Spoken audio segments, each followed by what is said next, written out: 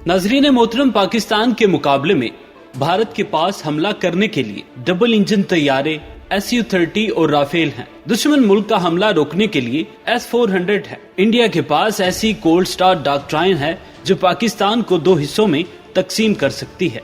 इसी तरह की कुछ और बातें भारतीय यूट्यूबर्स के मुंह से सुनने को मिलती हैं। तो आज मैं इनसे ये सवाल करता हूँ कि अगर राफेल तैयारा ना होता, Su-30 तैयारे ना होते, कोल्ड स्टार डॉक्ट्राइन ना होती और रूस भी S-400 देने से इनकार करते, तो क्या भारत एक यतीम बच्चे की तरह ना होगा?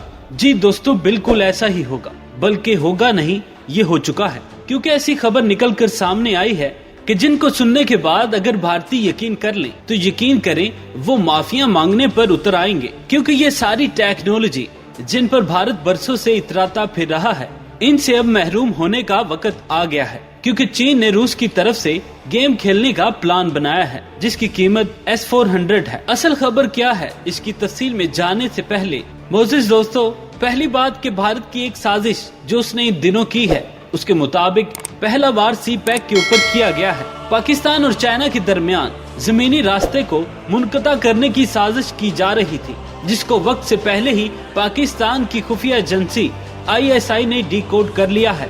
बजाय इसके कि भारत शहराए कराकरम को ब्लॉक करता, अब खेल उल्टा हो चुका है।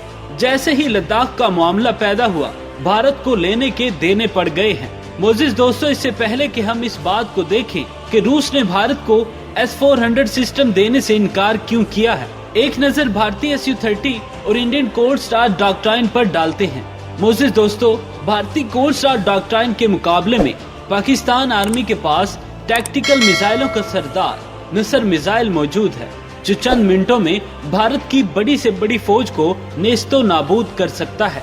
इसकी रेंज 70 किलोमीटर है और ये मिसाइल अपने साथ 400 किलोग्राम का वारहेड यानी कि बारूदी मवाद लेकर जा सकता है, जिसमें प्लूटोनियम और यूरेनियम शामिल है। इस मिसाइल की एक्यूरेसी 1 मीटर है। मोअज़्ज़िज़ दोस्तों, बहुत से भारतीय न्यूज एंकर्स इस बात को तस्लीम कर चुके हैं कि पाकिस्तान के पास मौजूद J-17 थंडर भारत के सुखोई Su-30 से बेहतर है, जिसकी मिसाल 27 फरवरी को मिलती है। सुखोई Su-30 एक डबल इंजन का हामिल लड़ाका तैयारा है जो अपने साथ मुख्तलिफ इक़साम के एयर टू एयर और एयर टू ग्राउंड मिसाइल ले जाने की सलाहियत रखता है। मगर इसके मुकाबले में J-17 थंडर एक सिंगल इंजन तैयारा है जिसमें PL-15 air to air missile का इस्तेमाल किया जाता है और इस मिसाइल की रेंज 400 किलोमीटर तक है। इसके अलावा J-17 थंडर के साथ पाकिस्तान एयरफोर्स एक ऐसी टेक्नोलॉजी का इस्तेमाल करती है कि जिसके बाद दुश्मन इस बात को समझने से कासिर हो जाता है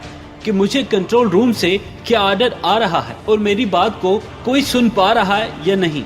नाज़रीन मोहतरम, इस टेक्नोलॉजी को DA-20 के नाम से जाना जाता है कि जिसके बाद J-17 थंडर के सामने चाहे सुखोई Su-30 हो या फिर राफेल हो, जमीन बोस हो जाएगा। नाज़रीन मोहतरम, इसके बाद भारत के लिए सबसे बड़ी और बुरी खबर यह है कि रूस ने भारत को S-400 एयर डिफेंस सिस्टम देने से इनकार कर दिया है। वैसे तो S-400 एयर डिफेंस सिस्टम 2020 के मिड या फिर आखिर तक भारत को मिल जाना था, मगर अब रूस ने कहा है कि ये डिफेंस सिस्टम अब 2021 के आखिर में मिलेगा। इस डिले की असल वजह चीन है, क्योंकि इस वक्त चीन और भारत के दरमियान जो मामलात चल रहे हैं वो आपके सामने हैं।